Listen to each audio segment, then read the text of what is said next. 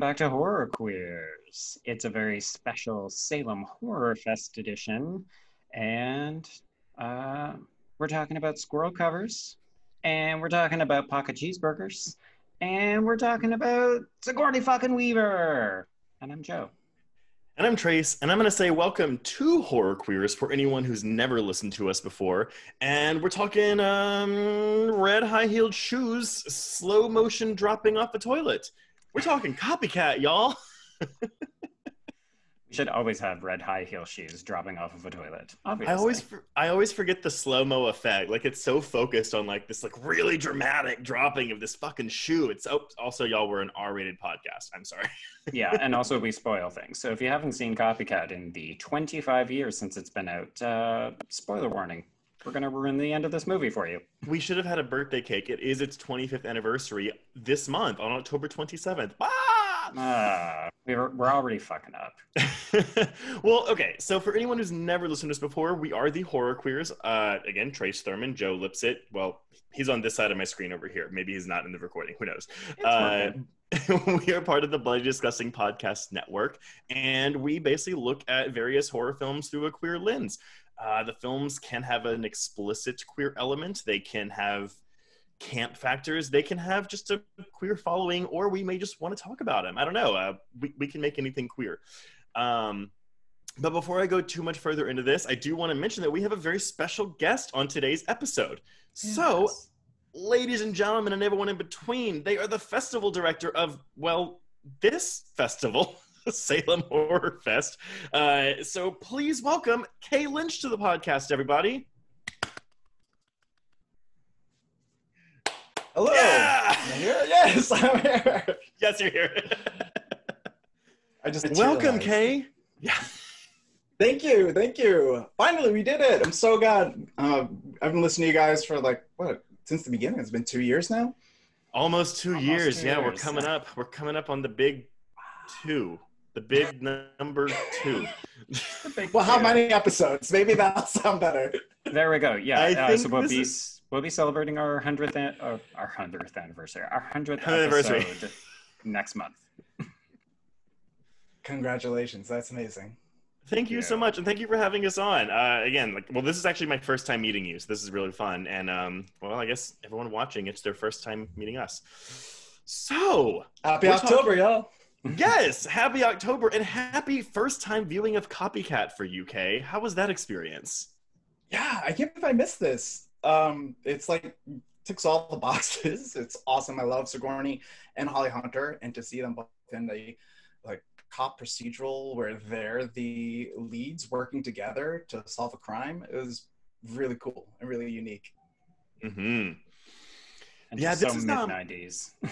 It is. And I think when it came out, it got really kind of unfairly compared to other prestige films that were coming out around the same time. But it's really one that I think has kind of earned, I don't want to say it's a cult following over the years, but it's definitely acquired a following. Like for me, I had never heard of this movie before. And, back when I was a wee one, I used to stay with my grandparents once a month, 1 week every summer. And my uncle, I hate this term. It's my gay uncle, but the gunkle. I hate that term so much. He had this movie on VHS, and I remember when I was going through it, because he always had this extensive movie collection, and I would go and I would pick through all of his shit. And I remember I grabbed Copycat, and he walked in on me holding it, and he was like, "Oh, that is Sigourney Weaver's best movie. I don't watch all that alien shit she does." So that's the alien shit. That's how I got introduced to Copycat. My sister and I used to watch this a lot. I think we must have also had a VHS copy, but it was one of those things where my parents didn't get too worried because it's a relatively bloodless film. So I think they thought that it was a safer option, and they're like, oh, it's 2 strong female leads, not worrying about the fact that, oh, it's also evoking some of the worst serial murders in human history, but, that's fine. We don't have to worry about that. I'm just imagining your mom back then going oh, those 2 female leads, that's okay. I don't even know if my parents knew who Holly Hunter was. They probably would have been that chick from the piano. That'd be it. Raising Arizona, maybe? Maybe. I My don't parents know. are actually not big movie fans at all. They have no idea where my sister and I get it from. I feel so bad I haven't upgraded to blue yet. I still have like the snap case Oh, of the like snap case. with the reversible, like Oh. one side's full screen, one side's widescreen. Ah! Ah, there we go. I've got the blue. Okay, well, somebody's Okay. fancy. Okay. I think I haven't grabbed it yet because they haven't updated the bonus features yet. Like it's still like There's nothing on it. Dude, I don't know if your Blu-ray has this, but the DVD special features, there's like a casting. No, it's just like it's casting crew, and it's like a slideshow of text of like behind the scenes information on the film. No. What? That's more than I got. I just got the audio commentary with the director and theatrical trailer. Previews. Oh. Yeah. Yeah, and Kay, you and I both listened to the commentary with director Jon Amiel today, and that is actually a commentary made in 1998 for the DVD for this one, this DVD that I have. So okay, I mean, it's a little annoying when these films celebrate big milestones, like 25 years for this movie, and let's be honest, this is really good roles for both of these lead actresses. Mm-hmm. And it's frustrating that nobody recognizes, hey, you know, I recognize that the film didn't do a huge box office back in the day, but it's got a very big cult following. We could probably make some money off of reissuing a special features DVD with a little bit more extras on it. Well, I actually no, because Kay, you said you'd missed it. Had you heard of it before we asked you to come on this episode before? Not really. I vaguely remember the cover art, but it was not really that prominent in sort of my recollection of that time. Watching it now, I'm actually surprised, and since I've been talking about it lately, a ton of people have been like, "Oh my god, I love that movie," but I haven't really heard people talk about it. No, and I'm not trying to single you out and be like you're a bad queer, but I think that's going towards to be like I don't think this movie's talked about enough, and I'm hoping that enough people watch this that maybe haven't heard of the movie or haven't seen it to where they will want to seek it out or at least give it a rewatch, because this is a movie that I can probably I can rewatch this any day of the week. It's one of those like movies for me where I'm like, this is just really fun. It's a really fun horror light movie. I don't know, but yeah, the chemistry between the two leads really sells it. Yeah, it doesn't feel like a 2-hour film either. Like when I put it on to rewatch it before this podcast, you hit play and you just see, 2 hours. Like, what are they possibly filming? And I know some people are going to quibble the stuff with Will Patton in the precinct with the Chinatown crew and that kind of stuff. Maybe we don't need to have it, but at the end of the day, I actually think that the interior life of Holly Hunter's character is important, particularly if we want to apply a queer lesbian reading to this, because she basically needs to kick these men to the curb and then go and spend a lot of time at Sigourney Weaver's place. Yes. I mean, again, she's not the only explicitly queer character in this film is Sigourney Weaver's roommate, Andy. Oh my God. Andy, played by John Rothman. But yeah, I mean, I think you get real big lesbian energy off of the scenes between Weaver and Hunter in this. And there's obviously a very friendly chemistry between them, but you can kind of there's sparks there, if I may say so. Yeah, I think it's an opposites attract. I've actually read reviews online where people say the two women don't seem to like each other all that much. And I'm like, that's called sexual tension. Also, they're trying to solve a horrific crime. I don't know that dating is really on top of mind. Although they're also it seems like a big group of swingers, because Holly Hunter has had a previous relationship with Bill Patton. Apparently the current relationship with what's his name? The Ruben. Yeah. And Sigourney, knowing that Holly and Ruben are together, flirts with him too and is like, hey, tell your guy that thanks for last night. And I'm like, whoa, but it's interesting though, because in the original draft of the screenplay, and there were several drafts that they to get to where the film is today, the Holly Hunter character of MJ was a male character, and they were going to have a romantic relationship with the Sigourney Weaver character. And so as they were developing it, they were like, we don't really need a romance in this movie where, as Kate rightfully pointed out, they're trying to solve a series of gruesome murders. It doesn't make any sense. And yet the chemistry is there nonetheless. Well, and I mean, I'll just fucking throw it out right there. I really do think this movie owes a huge debt to Silence of the Lambs, both in the female leads and also its general structure. It's not completely the same, but again, when this movie came out, it was compared to Silence of the Lambs a lot, despite coming out 4 years later. And you can see those parallels, but I think this movie still does a really good job of distinguishing itself from that film. Yeah, I mean, if you look at the 90s, they're basically rife with these kinds of, I don't want to say low stakes, but like they're pretty straightforward crime procedurals. And this makes sense if you think about it, right? Like it's a very easy bread and butter kind of genre or subgenre rather to put together. So you just have to have a bit of good chemistry with your lead detectives, and then you've got some gruesome murders. But like we had this in Silence of the Lambs, and then we got a bunch of derivative knockoffs and other, you know, crime adjacent kind of movies. So it feels like if Silence of the Lambs hadn't made such a cultural impact and won fucking Oscars and cemented, you know, the two lead actors in that film as like these main big deals in Hollywood, I don't know that we would be referencing it all the time when every film that kind of uses the same tropes comes out. Like it smacks of lazy journalism to me, and I don't really like it. It also feels very much like a Law and Order episode. It was only 5 years after the show took off. Yeah, I think maybe that's why. I mean, so I rewatched obviously this movie, and I did rewatch Silence of the Lambs last night as well, just so I could like kind of get a feel for it. This does feel more procedural. It feels, and I think the idea of the copycat doing different killers, it feels very episodic.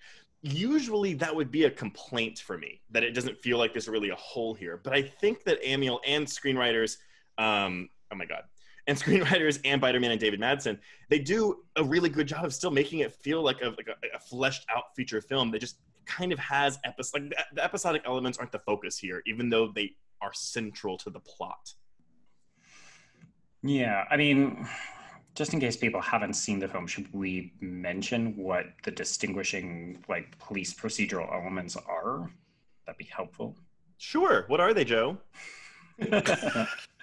I mean, in this case, we've got two different killers. So we've got the one that Sigourney Weaver is afraid of at the beginning. So it's the person who kind of sets the stage and introduces the crime. And then we've also got a main serial killer that they're hunting. But there's also regular things like we've got the serial killer leaving phone calls. We've got notes at the crime scene. We've got elements where they stand around, they talk about the various evidence of, you know, on the bodies. They're looking at photos, they're on the internet, 1995 internet. Yes. We'll have things to say about the size of an AVI file later on. But it's very much like, have you seen a crime thriller before? Good. Here's all the things that you're going to recognize. And they're here and present, accounted for in Copycat. Mm-hmm. And all the interpersonal relationships between the cops. You know, you could tell they've got a life and a history beyond the movie. And that's the thing for me. You know, that's something that shouldn't work for me. That's something that I'm like, oh, look, I'm watching these two women, like these two strong, powerful women, like duke it out and try to find a killer. But I've also got to watch this like cop drama. That sounds boring, but it works because it's a combination of the writing and the chemistry. Like even fucking Patton's character, who should be like a non-entity completely, you feel bad for him by the end of the movie. Yeah, and I think it's a testament to the actors, and they're really selling it, but it's strange that we're actually not getting a ton of some of these characters, and yet they still do pop. Like, you still actually care about Patton. You care about whether or not he gets his closure with Holly Hunter's character. Like, I would dare to say you even care about fucking Andy when he gets murdered at the gay bar, even though you've really had 3 scenes with him in the entire film. Like, it's a testament to this film that all of these characters are working in supporting roles. Andy's kind of like the only like normal drama-free character in the film. He's kind of like... He's literally like, bye, I'm just going out to the bar. Like, oh, don't worry. She faints all the time. She'll be good in like 30 minutes. I think we'll have a lot to talk about Andy when we get to, I mean, really his death, kind of, because there's a lot to discuss about the one gay character in the film that we know of, who does kind of get, the short shrift in terms of an arc, but again, like, it still works for me because I still like this character. We get to see enough of Andy to where it pays off for me, but I'll hold off on that. Yeah. So yeah, let's just kind of go into this, why this film wasn't that successful. So Copycat, oh my God. So Copycat is released on October 27th, 1995 by Warner Brothers Pictures. We got a runtime of 123 minutes, which, by the way, is 5 minutes longer than Silence of the Lambs. We're looking at a budget of $20 million. Now, we've kind of hinted at it, but yeah, this film, it wasn't a bomb. It ended up grossing $32 million domestically, but it opened at the number 4 slot in the box office with about $5 million. Now, this is behind Get Shorty in its second week, and then also Victor Salva's Powder in its first week, and Wes Craven's Vampire in Brooklyn also in its first week. So this movie was, like, out of all the new releases in this weekend, was the worst one, which is kind of surprising considering it's Halloween weekend 1995. But I digress. Yeah. But we're also 1995, right? Which is firmly in the horror fucking sucks and we hate it. Yes, but the real issue here is this. So while this film was compared to Silence of the Lambs a lot, it also had the misfortune of being released about a month after Seven, David Fincher's Seven. Oh. And that went on to gross about $100 million domestically. But it's kind of a similar concept. I mean, obviously, Seven's a bit more stylized. You know, it's Fincher. But that is 2 male detectives looking for a serial killer. And now you have this other film, which is admittedly a bit lighter in terms of tone, which is 2 female detectives hunting for a serial killer. And it does a third of the business. And I think that people were I think the word of mouth from Seven was just too much, and it just kind of overshadowed this release. You know, people didn't want to go see or honestly, maybe Seven depressed everyone so much, and they were like, well, I don't want to go see another one of those movies. Oh God, there's 2 women. That means we could end up with 2 ladies' heads in boxes. Because women being murdered is funny, as evidenced by Copycat, where mostly women die. But we don't really see, well, I was going to say we don't see them die, but also in Seven, we don't really see people die either. Man, it's really similar. But in Seven, Silence of the Lambs, other films, it's really there are films about violence against women, but in Copycat, it's a movie about women dealing with the violence against women. And so I think it is one of the big things that sets it apart. I agree. And I mean, like, you know, you like in Silence of the Lambs, you have Clarice doing her own thing, but she's really working on her own or with Scott Glenn's Jack Crawford. So she always has that kind of male father figure there. And she's also a trainee. Whereas you have 2 seasoned vets. Now, granted, you have Weaver's character who is not at the top of her game, we'll say. But I just think it allows for so much more. And this isn't to say that I think this is a better film than Silence of the Lambs, but, you know, personal taste. But there's just something there that you're not getting in that film, or Seven for that matter. Honestly, I feel like people that, if they had seen Seven, they can go see this and be like, oh, good, a happy movie. Yeah. I mean, this to me actually feels a little fresher than Seven, which is like, maybe I'll get dragged over the coals for that. But I think Seven is telling a more familiar story in a really visually innovative way. And it's doing it really, really well. It's not to say that one is better than the other, but I think we're still in a time frame, like in the mid 90s, we're not often seeing 2 females leading a film, and we're certainly not seeing it in this subgenre, right? Like, you're maybe lucky if you get 1 female lead, and she's usually the partner, right? Like, she's the one who's gonna fuck up and the guy's gonna have to save her because she gets kidnapped by some guy at the end, which does happen here.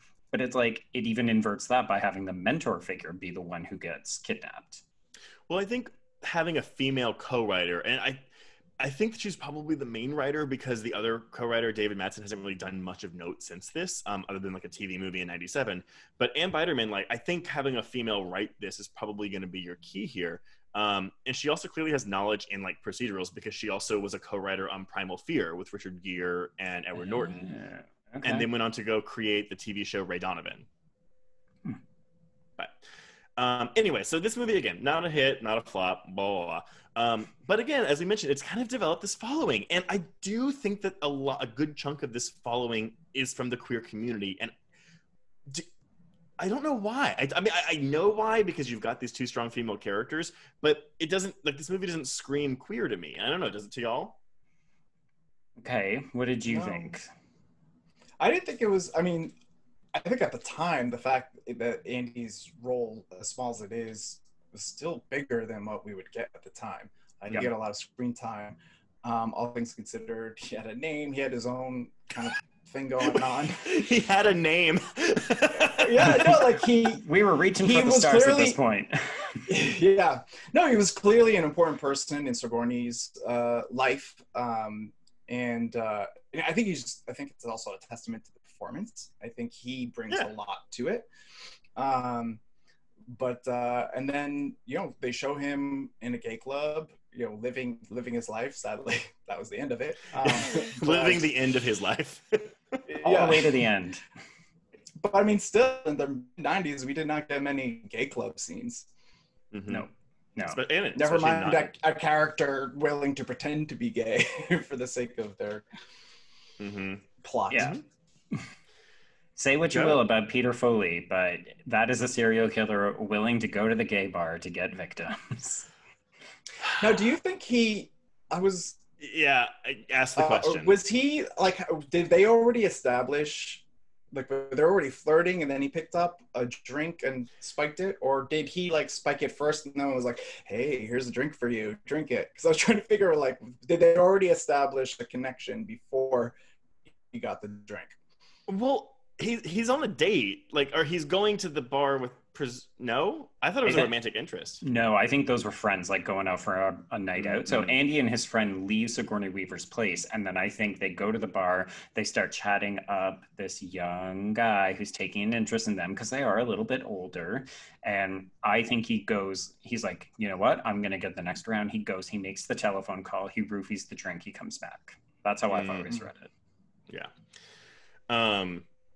Yeah, I mean, he's such a small part of the film. I really do think it's the combo, it's the 1-2 punch of Hunter and Weaver that, like, screams gay to me in this. Yeah, it's. I could watch them do anything. Oh my god! And it doesn't hurt that their performances are fucking great in this movie. That they have really good chemistry with one another. So it's not just like, oh, queer diva icons in this movie together. You're like, okay, yeah, this does happen. Although I will say, I adore Sigourney, and I do love watching her in this movie, but I don't think she's necessary. I think she's great. I don't know that she's well cast. Well, okay, wait, let's dive into that a little bit, because she's playing against type, though, because she is normally playing, like, badass women. I mean, this is, like, right after Aliens, and after she plays, oh my god, is it Diane Fossey in Gorillas of the Mist? Like, she's known for playing these really strong, powerful female characters, and she is now not. I mean, she is, but she's not. So where are you getting that from? I don't know. It was just hard to be. Maybe it's just because of that typecast. It was hard for me to imagine her as being so vulnerable. So her moments of, like, oh my gosh, I'm scared to get the newspaper. I don't know. I think she did the best you could with that, but I'm so used to Sigourney just being able to take on xenomorphs. And I'm picturing you writing this review like, I just didn't buy that she couldn't get that newspaper. Well, it's just was like there a xenomorph on the other side? Yeah.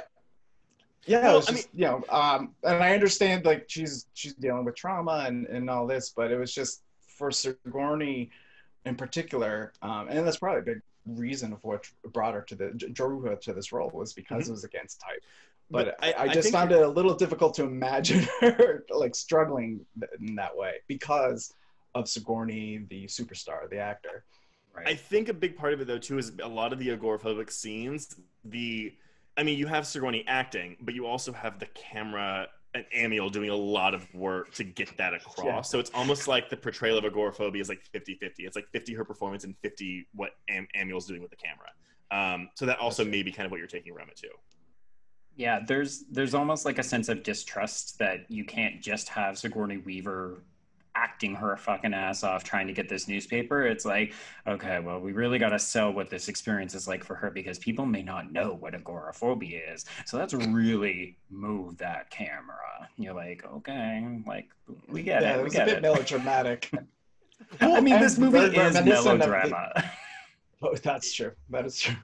But I think though, maybe we can discuss it. I mean, once we get into the plot in a second, like we can do that. But I think, it's not a campy movie, but I think there are elements of camp in this that also kind of make it more queer, unintentionally so, probably. I mean, I'm not gonna lie. I remember the first time I saw this, I definitely was like, what is up with Harry Connick Jr.'s performance in this movie? Like, and he fought for that role. The director was like, no, and he was like, no, I can do this. He was like, I will dye my hair red and I will act like a yeehaw local for you for this role.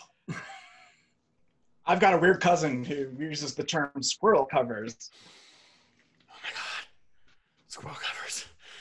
It sounds like he based like a lot of his improvisations on, was it his cousin or someone related to him? And it's like, who is this person? Also, are they in prison? Because what? right. What is going on here? Are they a sexual predator? Should we be worried? Yeah. Okay, well, here, I'll go through some just reception really quick, and then we'll just dive right into this fucking plot. So, the reception's mostly good at the time. It's got a 78% on Rotten Tomatoes with an average score of 6.66 out of 10. And then we're looking at a Letterboxd score of 6.2 out of 10. That's really good. Yeah, I mean, it's good. So, I mean, again, when you put it up against Silence of the Lambs, and I guess even 7, it's maybe not as good. It's like it's coming in bronze, really, but not for us. I mean, I think the big difference is style. Those films are extremely, like saturated with style, and I don't know. Copycat feels more like a TV drama than sort of an exercise of cinema, which was probably also an element of why it wasn't taken as seriously. But Weaver has said that this is the one role of hers that she's upset like the movie didn't do better, because she was really proud of her work in this movie. I mean, despite her unbelievable agoraphobic acting. Okay, he's never gonna let you down. I know. I think it is a compliment to her. It is, absolutely. But yes, okay, Joe, take us away. All right. All right, so we open on Dr. Helen Hudson, played by Sigourney Weaver, and she is delivering a lecture to a packed lecture hall. And after a very fun exercise that highlights how bland white serial killing men are. Wait, let's say it's basically all white men between the ages of 20 and 35. That's it. That's your profile, everyone. Well, it's a process of elimination, right? Like she's basically weeding out anybody who's too young, too old, or too colored. And it's like, look, it's all of your incels and all of your TERFs and all of the people who deliver hate on the internet only back in 1995. So you had to make them stand up physically in a classroom. Mm-hmm. Like, but they clean up graffiti, so they're like really good people. Yeah. I mean, they're delivering public service before they go in and shoot people multiple times, and then are allowed to walk. Oh, okay, sorry, no, we're not a political podcast, right? Trace is like, I have no idea what you're talking about. Oh my God, it literally could be a lot of.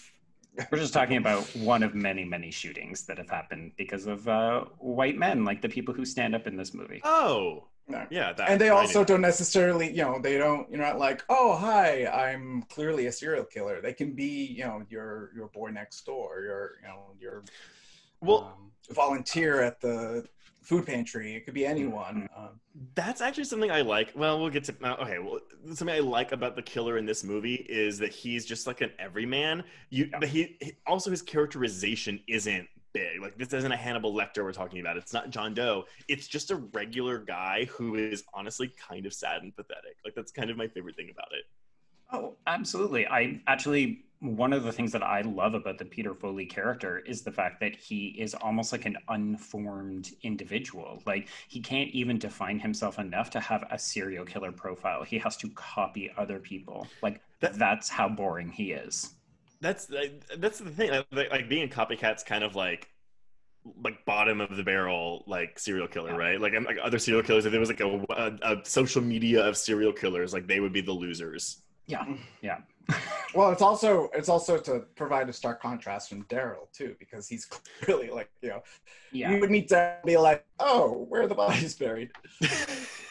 So wait. So what you're saying is the Daryl Lee Cullum character, so Robert Downey Jr., he's like the Silence of the Lambs of the serial killers, and then Peter Foley is like the copycat of the copycat killers. Oh my God, I don't even know if I like that comparison. Go away. So mean. Okay. So she does this one thing, and everybody's like, oh, but I would date that guy. So good. It's so good, Helen Hudson. She has in the commentary, the director talks about how the way it's set up, you've got the stage, the video, the live feed of her giving the presentation for the audience, and then of course the camera of the film. You have these different sort of squares and modes of viewing other people that John says was intended to sort of like show how the serial killer sort of views reality in this sort of distorted way. Well, it's also voyeuristic too. It kind of calls to mind like you, the audience, are here watching this horror thriller movie for violence, and so it's kind of like the multi-screen thing. We've been seeing that a lot lately, I feel like, too, but it always calls to mind Funny Games for me. Yeah, okay. I mean, I like it because it also anticipates the way that they view crime scenes as like photographs or like on the computer screen, so it's almost cueing you to like look closer at the media, because that's actually where we're also going to see clues that will lead us to Peter at the end of the day. Yes. Anyway, so speaking of Peter Foley, he is actually in this crowd. So there's a bunch of people who watch this movie and never realize it because, of course, you don't know to look for him. But if you watch it a second time, you'll see he is one of the men who stands up. So Helen has actually done her work. She has identified that there is a serial killer in this crowd, and he does fit the MO. In the room! Okay, so after she delivers her lecture, she's like, sweet, I'm just going to use the ladies. So she goes in, her security detail checks it out. Everything looks fine except for a fake pair of ladies' legs. And lo and behold, Daryl Lee is actually waiting for her. He has masterminded this entire scheme. A fake pair of ladies' legs. It's actually Harry Connick Jr.'s legs, but they do look quite effeminate, I must say, except for the tattoo. Well, wait, no. Oh, I can't cut it out. We're recording. Yes, because women don't have tattoos. Good ladies don't have tattoos. Yeah, exactly. Okay, let's talk about this scene, y'all, because if you're a killer, this is really a lot. It's very extra. I mean, I think if nothing else, this speaks to the ridiculousness that people will go to become famous, right? Like he has this grand operatic vision that he wants to execute so that he becomes famous, and ultimately it works because he does end up publishing a fucking book. Yeah, we'll get there. I just wait, but isn't that's like a dream sequence though initially, right? Where she finds the book? No. That's oh wait, that's just the beginning and the end is the end? Like it's just like the movie. Yeah. Dream sequence. And I was like, this is an awfully specific. So she does hallucinate Daryl in the audience, but that's a hallucination. But her getting attacked in the opening scene is 100% like that's why she becomes an agoraphobic. Yeah. No, but then the end of the movie is he's copycatting him. Duh. Okay, there we go. Who's okay? I do love the audacity of this bitch, though. How do you copy that? It's very specific. Well, no, it's like he's going from like the Hillside Stranglers to the Boston Strangler to Son of Sam, and then like also Daryl Lee Cullum. The magnum opus. Yeah, well, I think, but if you take the line that Helen delivers about midway through the film where she says she's like the poster woman, she's the fucking muse for all these people, it does make sense that you would try to build up to the piece de résistance, where you get to like enact revenge on this bitch who put away the guy who's actually mentoring you from prison. For sure. But yeah, it's just such a complex way. I mean, again, gotta bank on no one else being in that goddamn bathroom. B, the whole strangling, like a wire over this pipe that's conveniently located over the stuff. I mean, again, I'm not gonna get into like fucking logistics. Yeah, I'm not gonna nitpick, yeah, whatever. But it works. It's really scary, and it's also it's kind of one of those scenes where it's like I've never seen a attempted murder scene like this before, and I really like it. Yeah, I think it's actually a great way to open the movie because you're not expecting her to go from a lecture hall to an attempted murder like in the space of 2 minutes. It's just not how you think the movie will open. The last thing she says, she's signing her book, and she's like, "Don't stand next to any white fans." Yeah. That sounds like ADR that was added in later, but I love it. Yeah. And then it's like, yeah, because anything that's sketchy is clearly obvious. I'm going to go into the ladies' room now. Whoa. Oh yeah, the white rape van. And then we get. I kind of love the title card for this though, where it's just the cop running down the hall, and then it's like the stamp, but then it, copycat. Bleh. So good. Because that's what this movie's all about. Let's just do it 18 different ways, the same. Yep. Mm-hmm. Yep. Okay, so we pick up 13 months later, and we zero in on Helen as she wakes up from a bad dream, but she's also still having a panic attack inside her palatial San Francisco apartment. This apartment. Oh, so the vapors. I will say, the one thing I really appreciate, I mean, there's lots of things I appreciate this movie, but I do love the fact that when Holly Hunter and Dermot Mulroney come in and they talk about the size of this apartment and they talk about how much it must cost. Because typically in movies, people are just like, oh, what, this old shack? I've just got a couple of twigs of furniture. And you're like, it's the size of a city block. Like, what are we doing here? So... Yeah, she's living in like the entire wall are like blinds. Like the entire wall just kind of like transforms into a window. I mean, and it's kind of one of those like, oh, it's like in Friends. How does this Monica chef like have this giant New York apartment? I mean, I guess maybe she has book sales, but like, I don't know. Like, do criminal psychologists make money to make? Because San Francisco is fucking expensive, but very like expensive. For that, she's on the water too. Yeah. The answer is, I think it's embedded in another line that she says later on where she's like, this is the stock lecture I gave all around the country. So you can make a lot of money giving talks. Like a lot of famous people will retire and then just give talks and live off of that. Speaking of though, like real things like that, it's later when they come in and Holly Hunter's like, well, we can't afford to pay your usual fee. And I was like, oh, good. So she's not just volunteering for the San Francisco Police Department. Yeah. Although I do also like that she's like, well, I'm not on duty because I'm not working for you. Like, fuck you, bitch. Okay, so she's a self-made woman. She really is. Yeah. But now she's unmade. Well, yeah. So she gets a little bit of help from her agoraphobic chat room at a workstation that I'm not going to lie, my 2020 ass was very jealous of. She's got a good setup. She's also rude as fuck to this bitch. Like, she's like, hey, girl, how long you been in there? 6 months? Okay, well, I'm 13 months. Bye. And, like, leaves. Like, okay. Oh, I got you beat. Like, oh, I didn't realize we were in the agoraphobia Olympics and you were trying to come in number 1.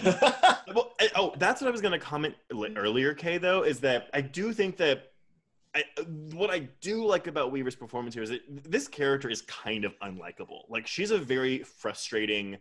Not particularly nice. Yeah, she's very prickly. And I think that you need someone like Weaver there to make it, like, to smooth out the edges of it. But that could work the opposite way to where it, like, doesn't come across as well as it should for some people. So. Well, she's like super jaded, which, you know, is also a nice contrast to Holly, who's, like, pretty positive and, like, charming and funny. And religious too. I think it's a big difference. I think Sigourney has lost faith just in general, and Holly Hunter is still trying to see the good in people and humanity. Oh yeah, I didn't even think, like, she has that line later that's like, "Oh, I'm gonna pray," and I always thought it was a throwaway line, but that kind of makes sense though. Yeah, I mean, I think it depends on how you read Holly Hunter's character. Like, we don't really get to know anything about her backstory except for her relationship with men, because it's 1995, and right. That's the most important thing. But I think you could very easily give her that rich emotional backstory a la Clarice Starling, where, like, you know, she's Holly Hunter, so she's got that little twang in the voice. Like, she probably came from the Midwest. She came to the big city. She did well, but she still retains that belief that there's good in people and so on. Yeah. And yet she's so small, like she's short, she's, just a small stature, but she commands so much power and control of all the men and the situation. She's constantly putting people in check, which I think is really interesting. That's where you get your Clarice Starling. That's where someone's like, okay, we need to cast someone like Jodie Foster in this role. But so right from her introduction, though, which is where we're going next, is it's the training scene with Ruben, and then we go from that to when they find the body, and the way you see her interact, like you can tell that she's been like, the men respect her, but you can tell that she's had to earn that respect doubly so because she's a woman. Yeah, and Absolutely. even if they do respect her, they're still willing to like gently kind of push her buttons whenever they get the opportunity. Like, she's obviously got a bit of a cantankerous relationship with her boss, Lieutenant Quinn, who is played by J.E. Freeman. Openly gay actor. Oh, there we go. Yeah, he actually no. So he was diagnosed with HIV in like the early '80s and continued working and had like a long life. He didn't die until like the late 2000s. But yeah, openly gay actor, just in this movie. Also, apparently, he was known mostly for playing villains, so he's also playing against type here.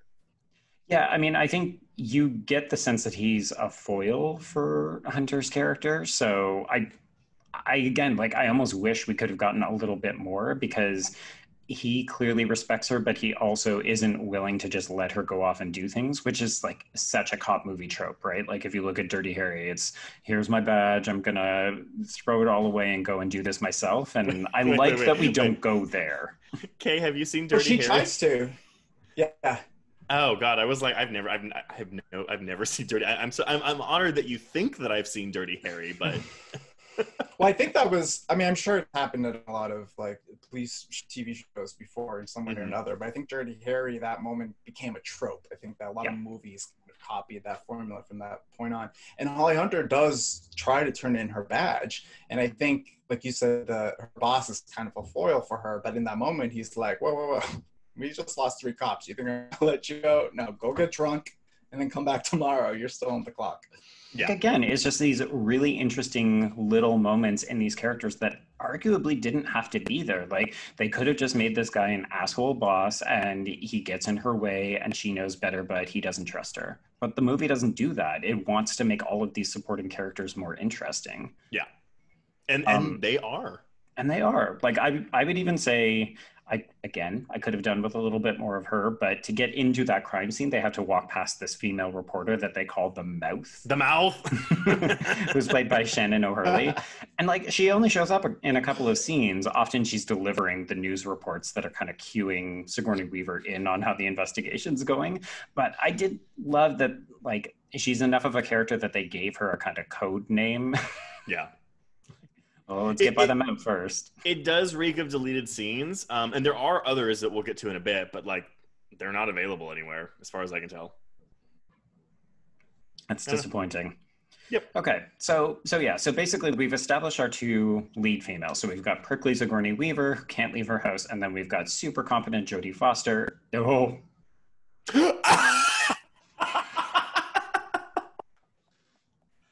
Oh my God. Oh no! Wow! Oh no! You could have played that as like a dig. I thought. Yeah, like I meant to do. I actually have it in my notes earlier. I'm like, we're introduced to Clarice Starling, and then lazy journalist from 1995. Oh no! Okay. Anyway, so Holly Hunter. So Holly Hunter. And she's got Ruben, which is like her male underling, who I kind of love. Like, she's got this banter with him, played by Dermot Mulroney. He's great. He doesn't get anything to do in this role, but he's still great. Okay, wait, I'm in the mind. I don't love Dermot Mulroney. I think he's always kind of like giving this wooden performance very much, and this is like the liveliest I've ever seen him be. It's like he's so charming in this movie. I don't know. And watching him play off of Hunter and even like go tete-a-tete with fucking Will Patton, it's nice to see this. And again, this is a character that also could have been just like I mean, killed off earlier than when he is in the film, but they keep him around, and he's honestly, like, it doesn't feel like padding to me.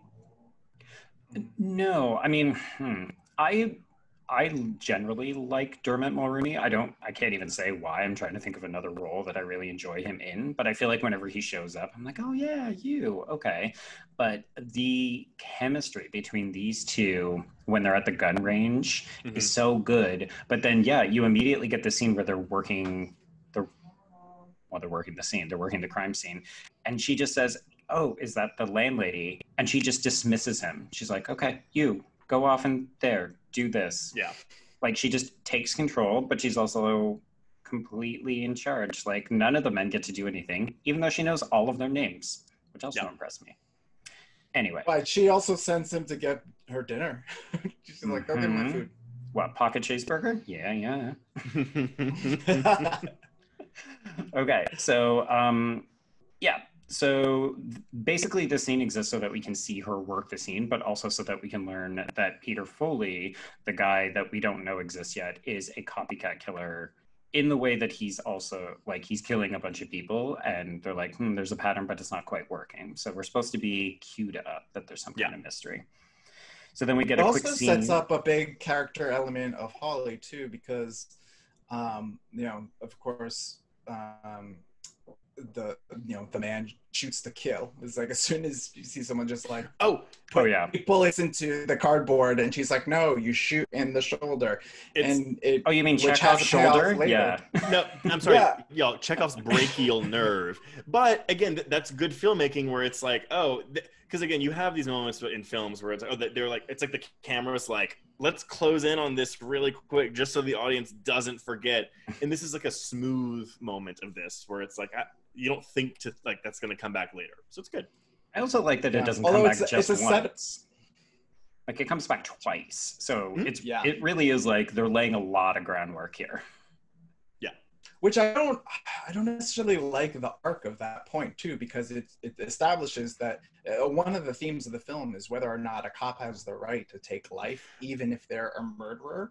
Yeah. And it establishes that Holly Hunter is like, no, we don't shoot to kill. Mm-hmm. But ultimately, in the end, it feels like the lesson she learned is like, no, sometimes you gotta kill a bitch. 100%. And this does not, like, obviously you can't foretell what's going to happen in the future, but in 2020, this is like a garbage thing that does not sit well. It's like, cops needing to learn how to shoot to kill. You're like, or not. Well, and that's the thing, yeah, because the way that she ends this movie is with a completely different idea of how cops should be because of this tragedy she suffered. And it's really timely. Yeah, considering how everything that's going on. I mean, just no other thing. At least the awareness of it. Yeah, for sure. But like, if no other thing, I think one of the things that recent events have illustrated is the way that we idolize police officers and have in media for just decades, right? Like, it's not unsurprising that we've got this woman as our lead protagonist and she's like out there working the case because that's what cops do, right? But hopefully what we're going to see moving forward is different types of stories where cops are not heroes and they're maybe not even central characters. But like in 1995, this was 100% like, oh, we want to make bank, let's make a cop movie. Yeah. Cool. Okay. So we hop back to Helen so that we can get the aforementioned newspaper scene, which is basically just, hey, do you know what agoraphobia is? Here's it illustrated in a non-violent, non-scary way. But I do like that it also has the sticker at the end where she like opens it up and it's details on the case and she's like, oh, idiots. Idiots. She's still prickly. She hasn't been redeemed yet. Yeah. It's the same scene in Invisible Man, like the same concept. I mean, I wonder, there's got to be other movies that do the same thing of like, let's show how broken this person is by how difficult it is to get the newspaper. I'm always loath to be like, oh yeah, this movie from the 90s totally inspired these other movies, because I'm sure there's something from the 80s or 70s or whatever that has inspired that as well. But for sure. I'm just going to say it. Copycat did it. But Lee Winnell did explicitly say that he was inspired by a lot of like 90s thrillers. So it could be a direct reference. There we go. Mm-hmm. Yeah. Okay. Okay, so at this point, we hop to the police precinct for the first time, and we're introduced to MJ's ex. That's the Holly Hunter character. But yeah, so we get to meet Nicoletti, or Nico, as he is called throughout the film, and that is Will Patton. And we also, I don't know if you two caught this. I had never caught it until this rewatch, but Peter Foley is actually at the precinct as well. Yeah, he is. It's like he's blink and you miss it. But. Well, and because I mean, we found out later he worked at a sperm bank, so I wonder if he was like, I don't know, dropping off evidence samples of sperm. I don't know. No, I think say that because there's Will Patton is interviewing that one guy who's like, oh, I stabbed her like 8 times, whatever, and he's like, get the fuck out of here, and they say that there's always serial killers tend to, because they're so the egos are so big and they just kind of get off on being able to get away with things in plain sight, that kind of it's sort of like a misdirect. It's like, oh look, this is a classic thing that people will do, is try to get attention, but also the serial killers just kind of like in the hallways, just kind of sniffing around. I just like it because if you are an attentive viewer, like so often in these films, there's almost nothing that can help to cue you to who the villain is. And it's funny because at this point you still think, oh, we don't know who the killer is, and in just a couple of scenes it'll be like, here's the killer, we're taking you into his house. I wanted to actually ask y'all that. So I was thinking about this last night, because I really do like that we get to meet the killers like 45 minutes in, but do you think that it would have worked better if it was more of like a reveal at the end? But considering he's like a nobody, it doesn't really matter, like unless it was like fucking Will Patton who was the killer. I don't know. I think that's a big part of the theme, is that he's there, and he's part of the wallpaper, the scenery throughout the entire movie, and you didn't notice, which means just like in real life, you could be walking by a serial killer and wouldn't know. Yeah, and it does it in like little bits and drabs, right? Where we see him, but we don't know that we're supposed to be looking for him. And then the first time we see him, like in his own actual scene, we only see his glasses, and we're getting the reflection, so we still can't really see him. So it is a nice kind of slow reveal. But I think unless it was meant to be a misdirect and the killer was actually someone that we don't know, which would have been very popular at this time, like to do it's actually someone on the police force, maybe it's whoever's leaking stories to the media. Which do you think Will Patton was meant to be a red herring? Because at first I was like, maybe I don't know if it's again the casting, where I was like, yeah, you're kind of like not usually a good guy. But don't we get like 2 scenes of him before we're introduced to Peter officially? So it's like there's not even enough time to have him be a red herring. Yeah, I think the idea was more just like, let's introduce him slowly and have him, as you said, Kay, like pick wallpaper in the background. But I don't know, like I'd be interested to know if they ever played with the idea that there was either a second killer or they were working in cahoots or something. We're still a year shy of Scream by this point, so probably not. Thank God. We don't need to give Scream credit for everything. they invented 2 killers. This was just before, the horror scene changed completely. Yeah. Back when we were still getting adult horror with adults and not teenagers. It made it sound like a sexy adults, but I know, I was like, what? But these adults cinema. Fuck. These ones are all fucking each other, so. Exactly. Okay, so this is where Holly Hunter takes the phone call, the moon bike lunar cycle prank call from Helen. Just to dig it in a little bit. Her male colleagues don't quite trust her, but so Helen Hunter and Ruben. Helen Hunter. I'm awesome at this. You're really good. I mean, we're trying to make sure that this episode is representative of what we normally do, and I normally fuck up the names. So yeah, that's true. Yeah. Okay. Where the hunted become the Helen. Right. Okay, so MJ and Ruben, I will use character names that will help me to distinguish them. Sure. So MJ and Ruben head over to Helen's house because, of course, they have traced the call back, and she has made 14 of them. So she has given them plenty of evidence to be like, who is this quack? So they show up. They're greeted by Andy. He's like, cool, come on in, make yourself at home. The 2 women openly spar. They do not get along very well. You can tell that Helen... God damn it. You can tell that MJ does not trust Helen because she thinks... The cops, the whole police precinct knows who she is and thinks she's like a loony. Yeah, which... I mean, it makes me wonder if she's called in to help on cases before and they've just been like, God, her again. Yeah, I think so. Okay, but basically this escalates to the point where Helen has a panic attack and Andy's like, okay, I'm gonna help her with this brown paper bag, but you folks need to go. Leave the evidence if you want her to look at it and she'll be fine. We also get a brief POV shot from the killer's perspective, and he is literally across the street looking into Helen's apartment. Which, when you have an entire wall that's a window, I guess. Buy drapes, people. He's like in his own apartment though, like across the street from her, right? Okay. Yeah, because he also has a house, as we establish later, that he seems to live in with either his mom and or wife. And or wife, yeah. I don't know. Could be both, could be one. We don't know. all that sperm money. Right. So much sperm in this movie. There's actually a lot of sperm talk in this film. I'm here for it. Yeah, well, okay, you would be. Okay, so we get a visual matching scene where both Helen and MJ are looking over the photos, and that, to me, is where we start to be like, these two women are very similar. They have similar thoughts and interests, and also maybe they should kiss later.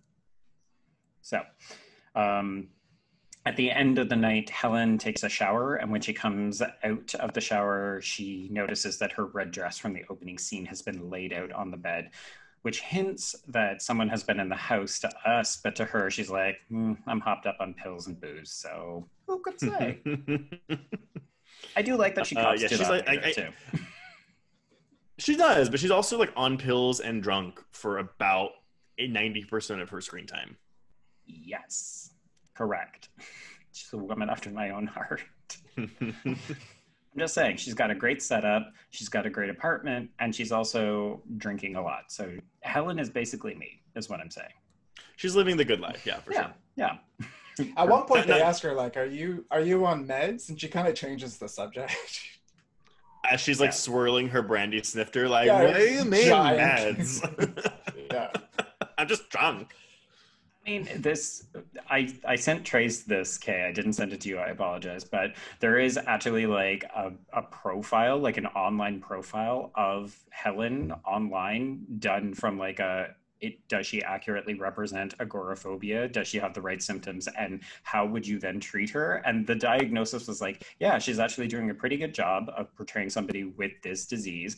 But also at the bottom of it, it's kind of like, how would you treat her? And it's like, it'd be really difficult because she's a doctor, so she'd know what you're doing. And also she's heavily self-medicating.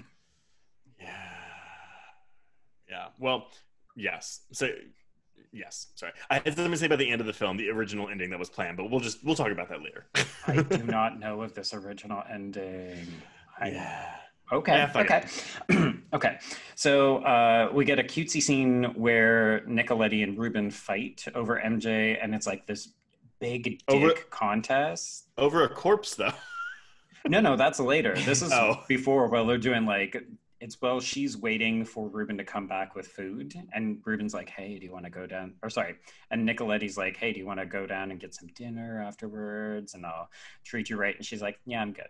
And then when Ruben comes in, they like, you're just like, these men are so he's like, pathetic. yeah, treat her well, don't cheat on her. He's like, oh, like you cheated on her? And I was like, whoa, okay. You all work together? What's going on here? It's very incestuous. She's really working her way through that police precinct.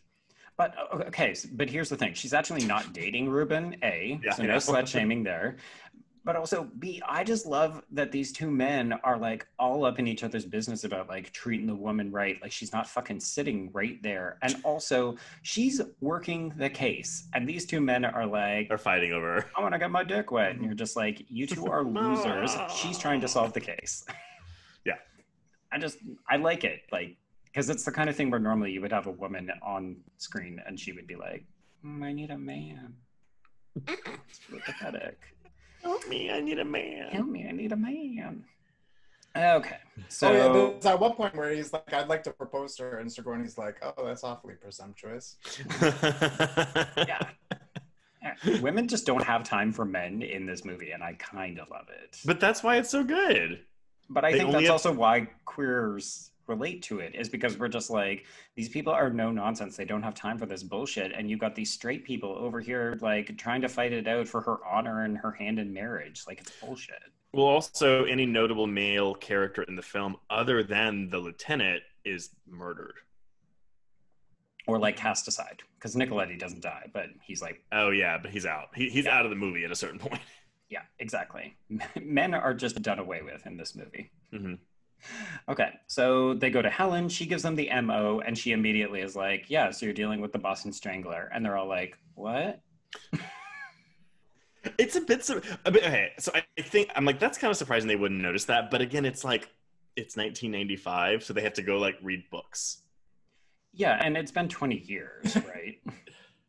So it's not like, oh, this guy was just killing last week. It's like, oh, that's 2 decades ago. So I guess I would have been 15 when this person is doing these murders in another city as well. Yeah.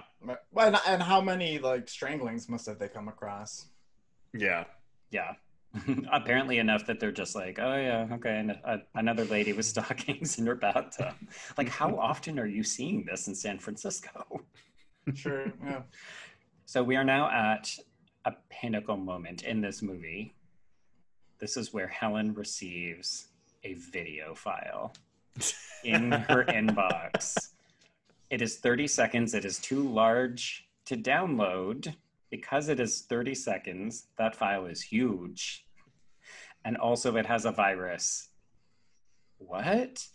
It self-destructs? What? I find this video legitimately... This is like, I don't find this movie scary, but I actually find this video legitimately creepy. It's really, really disturbing to me. And it's, it's like the girl, like...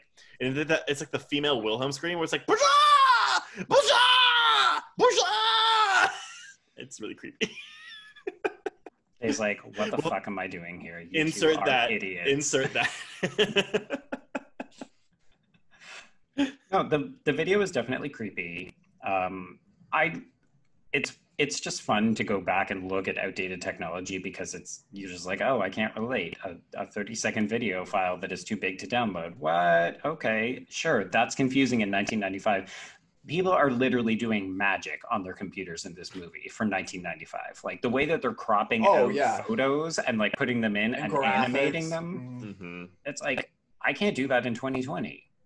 I'm also... It's like, did the Riddler send this? Like, it's yes! Oh, this would have been the same year as Batman Forever. Yeah. Wait. Yes, it was. 95. Okay. Yeah. How funny would it have been if there was just like a scene where Peter Foley's watching like Batman Returns on the background? Just like oh yeah. Batman Forever. Good idea. Batman Forever, yeah. So yes. So they figure out, okay, now they know that Helen is involved in the case and she's very pissed off. She doesn't want to be known by outside people because she's already having a bad time of it. So she declares she's the muse of serial killers and she has a little conniption fit, at which point Ruben is like, okay, fine, crazy lady, I will stay with you. And she's like, okay. I think that she's basically like a slightly predatory older lady at this point. She's like, yeah, I'll allow this hot young guy to stick around. Yeah. I don't know. Okay, was there supposed to be more romance between them? I think there was, but I don't remember if there was. I think they originally had more of an interplay, like a more romantic tete-a-tete going on, but then they were like, nah, remove it. Yeah, they imply a lot in a very small, short, condensed period of time because it's like, sort of like, will they or won't they? And then the next day, she says to MJ like, "Oh, tell him I said hi and thank you for last night." Mm-hmm. And it was like, "Oh, whoa, where's this going?" And that's it. I expect her to like come in with her long satin robe, her red satin robe, obviously, and just like swoop the staircase, like, huh. That's it. That's her. How did this get here? I mean, if she could transform that dress into a robe, yeah, for sure. She's already got the red, right? I am Zool. I mean, maybe that's the other thing. Maybe you're used to her being more sexy, like, too. Because this is not a particularly sexy role for Sigourney Weaver, and usually she is kind of, like, serving it off a little bit. No? Not in like a sort of a typical way, but I think that her bossiness is really sexy. Like I love her power. Even though she's vulnerable, I still like the points where she's idiots or like she's like very clearly knows what she's talking about. And She's the head and bitch doesn't in charge. really she doesn't take much shit, which I'm like, oof. But yeah, but that's why her and MJ play so well off of each other. I mean, they're both the head bitches in charge. It's true. It's a film of head bitches. Yeah. Yeah, but MJ is a little more. She's got a little more soft skills. Like she still can like work a crowd, and you know she's still like charming and Sigourney's like, I'm just gonna tell you, you're gonna know exactly what I think by looking at my face. Again, I deeply respect it. I mean, I think part of it is you're supposed to read, oh, she doesn't have a ton of people skills because she's also not interacting with anybody. Like, I mean, think of the way she deals with that poor agoraphobe on the computer, right? I mean, you wouldn't say that to someone's face. We're all housebound for the most part right now, so I think we can all relate without having the camera effects when we step outside. This is true. Yeah. You know, even if we're only stepping out to reach for the newspaper. Unconvincingly. Look, I'm doing it as well as she does. Okay, so we've got another body. It's this flower girl from the video, the creepy video, and she has been deposited at the top of the hill, which means, of course, that we are now dealing with the hillside strangler. This is my favorite line of the movie, actually, is when they bring it back to Sigourney Weaver, and they're like, oh, like, they don't switch like that. And then she goes, consistency is the hobgoblin of small minds. Okay. I mean, she's a bit of a bitch. It's kind of great. And she's also kind of horny for this too, because she's like horny. Very clever. When they like he kind of like integrates two different killers in one murder. She's like very clever. I'm like, really? I don't. But I do think that's important.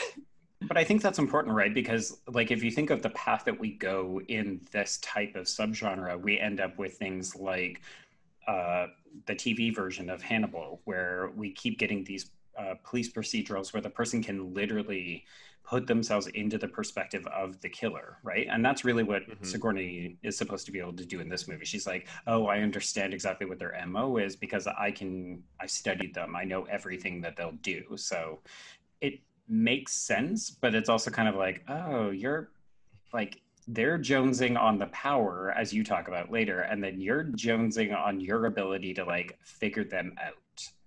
Yes. Gets her a little wet. Maybe. Correct. Yeah. But she clearly knows what she's talking about because she's pretty much never wrong. I mean, she's published a book. She literally wrote the book on this. Yes. Yeah. The only time she makes a false step is when she sends the message to him, and then it's like, he showed up at your door. You maybe shouldn't have invited him in. And she second guesses herself with the dress. She actually kind of like counts her like, oh, I just assumed it was me. Yeah. Yeah. I mean, that's the problem with the pills and the booze, for sure. So after this crime scene, so we get more tension between Ruben and Nico, and then MJ's like, I don't have time for this shit. So she just goes over to Helen's house. And I think, to me, this is where you start to see more of the kind of lesbian overtones coming in.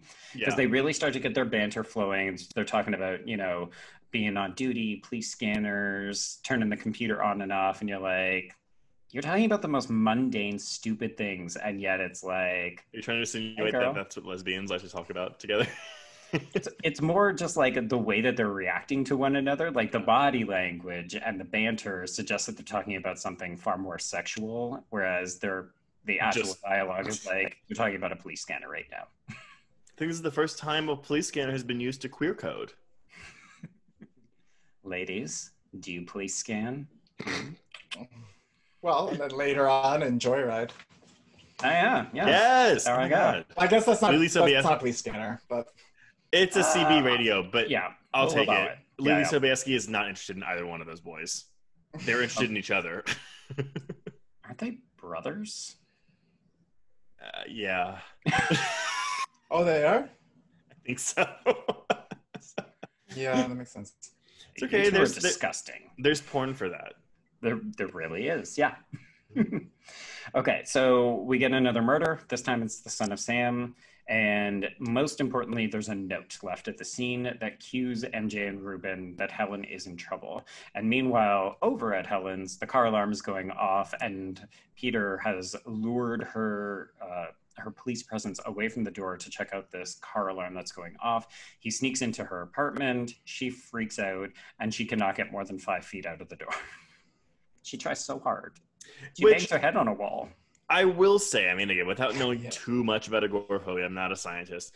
Wait, you're not a scientist? We've been doing this for 2 years, and you have told me you were a scientist. It's at least, I feel like a stupider screenplay would have been like, but she overcomes the agoraphobia and gets outside. And at least this movie doesn't take that route. I appreciate that. Yeah, like, it's so bad that she would rather go back inside into her deadly murder mansion now than try to, like, face down the 10 feet of hallway she has left. Right, exactly. And she's able to use her giant wall lines as, like, Morse code. I do enjoy that scene where she's like, she's working the blind. Like, yeah, she's like, oh. Anyone would be like, whoa, what is going on up there? Yeah, exactly. Her neighbors are like, that's the one on the pills. So much pill shaming.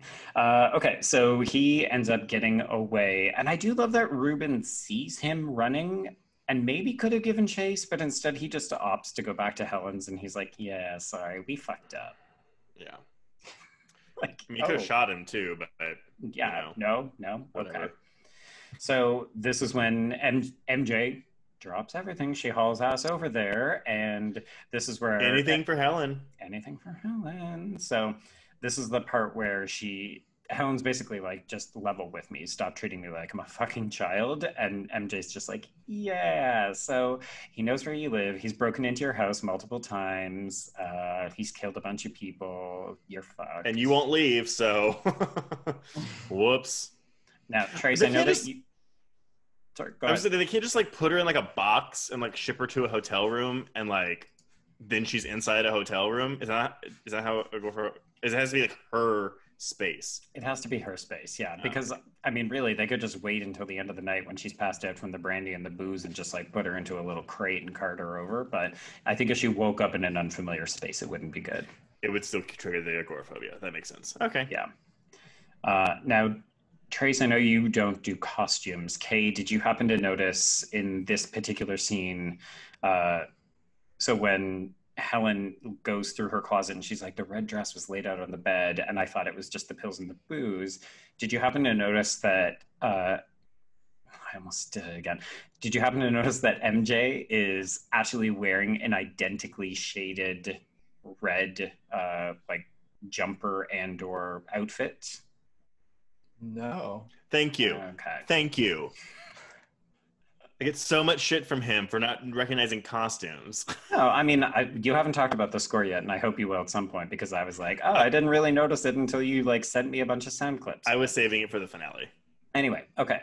But I do think it's really important just for this scene. I'm only going to talk about costumes in this one scene, but I think it's a transference of power where you're like, oh, these two women are literally, they're now like coming together in the way that they even like dress each other. But I think it's a visual cue that Helen should now recognize MJ as somebody who's just like her, that she can trust. Because from this point on, they're very close. Like, yeah. MJ basically kicks the men to the curb, and it's like the her and Helen show from this moment on. Well, I mean, yeah, the only thing standing between them at this point is Ruben. Luckily, that's not the case for much longer. Not for much longer. No. Well, I also like in this scene too, like, so Sigourney just figured that, or Helen figured that she just kind of spaced and had moved her clothes or whatever. But MJ validates her by saying, like, no, this is what I believe. I believe that he was here, and she's like, I don't know much more than that, but I believe you, and we're gonna figure this out. Yeah. Yeah. Yes. Oh my God. You're right. That is the moment. That's the profession of true love in this movie. Yeah, it's just a really nice moment too, right? Like, it's almost a shame that Ruben is even there in a way, because you're just like, I Ruben, you're forgot in the that he way. was. I think because he disappears for a bit from the movie until his death scene. Like then he comes back because he's in it a lot in the first half, and then like from like the hour mark to his death, he's just gone. Yeah, and that's basically Sigourney at this receives point. that too. Mm-hmm. Helen receives that when Helen says that, she's like, "Thank you for being truthful with me." Yeah. Oh yeah, I appreciate your candor. That's We go. right. Yeah. So tellingly, in the very next scene, Lieutenant Quinn, MJ's boss, is like, "Ooh, we think she's the leak, so we can't trust her after lunch." Oh, which is just such a read. Like, oh, she's too drunk after lunch and on, so we can't trust her. I was like, that is mean. I didn't get that. But he's like, yeah, don't involve Helen anymore. She's out. We don't trust her. We've got this huge task force, and we've got police music provided by the police, so we don't need her anymore. And I love it. to me, that's actually the most Silence of the Lambs-y that this movie gets, is that scene where she's at the front of the room and all of the men are just like crowded around the table and kind of dwarfing her in size. Mm-hmm. You think it's a cinema moment? You're like, what? It feels kind of jarring at first because you're like, why is there this like music montage all of a sudden, or not a montage, but it's sort of like it's just like now there's a music cue, but then they like press stop and then they're like, all right, what does this song mean? Well, no, it's because you think it's supposed to be like non-diegetic music where it's like just the soundtrack to the movie playing, and then it's like, oh no, they're actually just playing this for all these cops. So yeah, it does feel out of place though. You're right, because nothing else in the film does this. I mean, minus the opera, I guess, that like every time she tries to go to the hallway. True. Yeah. No, it's a weird moment. It's almost like a cue to tell you, hey, the movie is shifting gears, and we're now gonna like it's almost Helen and MJ against the world, and the targeted attacks against Helen start to escalate at this point, right? Because so MJ just immediately disregards that. She goes to Helen's house. She's like, hey, so we've got this note. Let's break it down. This is where we get the MO on Peter. So it's intercut with them talking about how he's probably a normal guy. He's well educated. He's got a decent job. And we see him working in his lab with all of the seamen. Yep. And he's got glasses. He's got glasses. So he's nerdy. Yeah, that's how you know he works in a lab. He's got glasses. And also, apparently in this scene, there were originally flashbacks to his childhood, to where like you see like his. Actually, so this is what would have confirmed that the woman he's living with is actually his wife, not his mother, because there were flashbacks to his childhood to where a woman was like his mother was dragging him off the bed, and he went and like hid in a closet and lit it on fire. Apparently in the rest of the film you can see slight burn marks on McNamara's forehead. I looked and I could not see them, but Amiel insists that there is burn marks on his forehead. We put him into hair and makeup for 2 hours every day to give him those scars, and you're like, yeah, we can't see them. Sorry. But again, that's something that's like, do you need the fucking like tragic backstory of why this guy's a copycat killer? No, like we get it. The whole point of this guy is that he is so bland. Like, I think it's funny because William McNamara in this film, he's a total cutie patootie. Like, no, he's fine until the end when he's like removes the glasses, and then it's like he's like a sexy killer. And also because he like combs the hair back. Yeah. He parts it. I mean, his hair is like 1995, baby. I had that hair back in 95. It was not good on me. He wears it much better than me. We'll put it that way. This is where we insert a photo of that. Oh, okay. Well, yeah, we'll see what we can do. Kay wants to see it. Hair acting going on. Yeah, a little hairography. So this is where we get Helen and her aunts. This is, for me, like maybe a bit of a weird misstep in the film. I don't know that we really need this, but I suppose we got to bring Robert Downey Jr. back somehow. No, Harry Connick Jr. That. You said that earlier, and I was confused. Who would have been better? Who would have been better, Robert Downey Jr. or Harry Connick Jr.? No, I love, again, like even, and we kind of glossed over it in the first scene, but the moment that he licks that knife when he's like, "Let's have some fun," it's really good, and I just, But shouldn't it have Evil Deaded his tongue? Is he not licking That the was- sharp side? He licked the back of it. Okay. And that was all him too. That was another improvisation. Really? Got that from That's his awesome. cousin? He really wanted to be a creep, I mean, it's effective. even though that, very much so. They said that in between takes he'd be singing Frank Sinatra, which is interesting. I mean, I prefer that to the people who go so method that you can't talk to them on set because they're just constantly in character. You're like, Right. Okay, Russell Crowe, take it down a notch. But I mean, again, like this is the. Well, I was gonna say the last time we get to see him in the film. I forgot the coda at the end. But we do get this webcam software, and that is one that Amiel was like, "Yeah, we were gonna do this as a phone call," but then I discovered that video conference technology existed.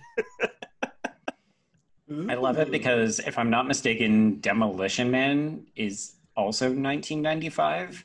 And they've got like this whole thing where they're having like a virtual meeting with chairs that rotate as people walk around the room.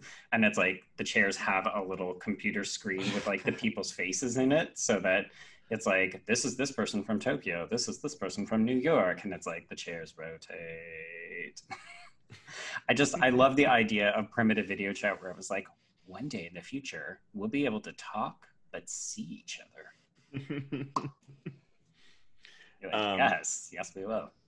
But yeah, he's creepy in this scene, and they figure out where Peter's going to be. Well, and I think importantly, this is the start of our sequel setup that never happens, because he mentions that he has multiple disciples that are visiting him, of whom Peter is one. And we also get panties. He wants her panties. He says, your panties, your squirrel covers, your panties. Hate that word panties. So gross. It's so nasty. Yeah. We Why can't we just be proper and call it covers? Yeah, squirrel covers or undergarments. One of the two. It's an either or.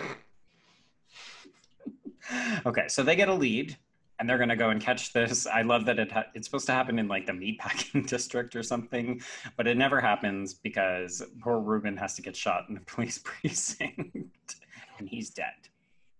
Kate, did you see this coming? Did you think he was going to die? Not at all.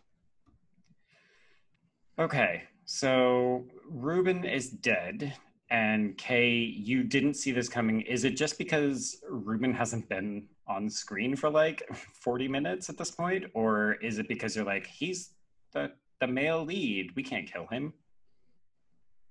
I kind of forgot. Yeah, no, I kind of forgot about him and he's also just like, where do you go to pick up donuts or something? He's just like, oh, here. Actually, no, that is what he was doing. He was just getting, that's all he does in this movie is get food. I like it. This is what I want a man to do for me. Bring me donuts. But now how do they get their food? Oh. No one. Nobody eats for the rest of this film. Yeah. They had video conferencing, but Grubhub was not a thing yet. Not a thing yet. No. Can you imagine what the 1995 like the internet screen for Grubhub would look like? Just all those green words. I think it would probably just be a picture of a sub on like a green background, and it would be like the sub would flash if you wanted to order it or something. Okay, so yeah, we go through all this drama with the police. Blah blah blah blah blah.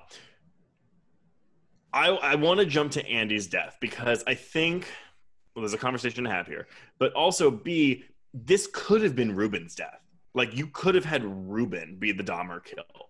And they don't do that. And I think, I don't know why. Because, Joe, what did you find about this little tidbit? Okay, so when I was doing some digging for this, I tried to do, keyword searches like lesbian, copycat film, 1995, gay, copycat, 1995. And one of the articles that I found was a listicle from, I think, New Now Next or some kind of like gay site.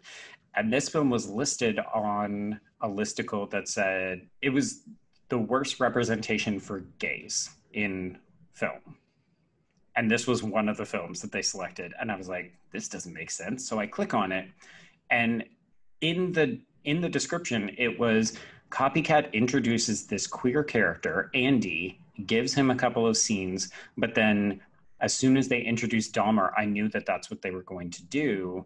They only made this character gay, and they only included him in the film so that he could be murdered. Therefore, it's like a terrible depiction of gayness.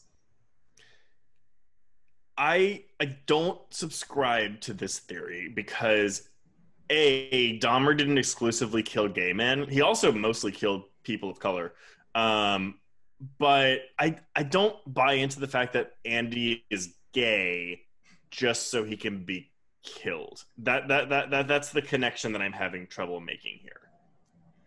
I mean, I can certainly understand why someone might do a cursory viewing of this film and then think that, because you're like, here's a character who's explicitly queer, you know, very publicly talking about it, talking about going out to the clubs. He's got this gay friend that he leaves with, and it seems like we only get a little bit of him and then he gets murdered. So I could see somebody saying, oh, well, he's not really a fully fleshed out character in this film. He just is a gay man, and then he gets murdered, and because he gets murdered because he's gay, right? Like he's pinpointed at a gay bar and they go after him because of the Dahmer connection. Whether you want to, you know, talk semantics of it, it's right.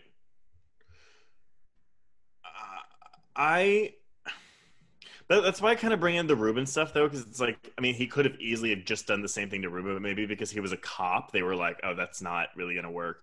But I personally don't view any of this as homophobic. I don't know. Okay, what do you think? No, I don't either. I mean, I probably believe that the character was written for that scene, for that die, to have a Dahmer kill. I think they probably needed a gay character in there. But I mean, I think that they've done enough with the character for him to not be like exclusively a plot prop. Yeah, it's an interesting piece because I think they could have picked another serial killer instead of Dahmer and still gone after Andy and been like, because at this point, Andy is the final kill of the film before we get to the big climax. Finale. So the whole reason that Andy is killed, it's not really because he's gay. It's actually because Peter is trying to go after the person who's closest to Helen to make her hurt. Right. I think maybe I think maybe it's because Dahmer was gay, or at least queer in some way, that's where this person's getting this from. Yeah. But did Dahmer make a kill like that? I thought it was kind of like a weird kill, because when, you know, in the alleyway, was that really his MO? I think it was just the way that they find the body, which is floating in the river headless. Yeah, he would typically lure men or boys back to his place. It was actually weird. Like he killed his first person when he was 18, and then didn't kill again until like 7 or 8 years later. But then like from like 87 to 91 when he was caught, it was like, you know, 17 murders. But yeah, he would typically lure people back and kill them there. He would dismember them, have sex with the corpses, but cutting the heads off was definitely something that he did. So I think that's the other thing too. Compared to the other copycat kills, which were so detailed, this one does seem a bit light on the actual copycatting, you know? Yeah, it almost seems like it's less important that it's a copycat and more that it's going to hurt Helen. Yes. Because I think this is also the most emotional kill in the film. Like, this is the only character that we actually get to know in any great detail. Like, we don't know any of the women that Peter kills. And we also don't actually get to see any of them get killed, whereas we get a whole alleyway scene attack where we get this character that we know and like and don't want anything bad to happen to him. We get to see him, you know, smashed against a dumpster in an alley wall and stuff. Or yeah, but well, and that could add to it too. I could see someone's viewing this and saying, well, okay, there's no violence against women because we don't see any of these women get killed, but the one gay character we do. Now, granted, we do see Ruben get killed, but it's far less brutal than Andy's death. But we also don't see Andy get decapitated, you know? We just see him get strangled.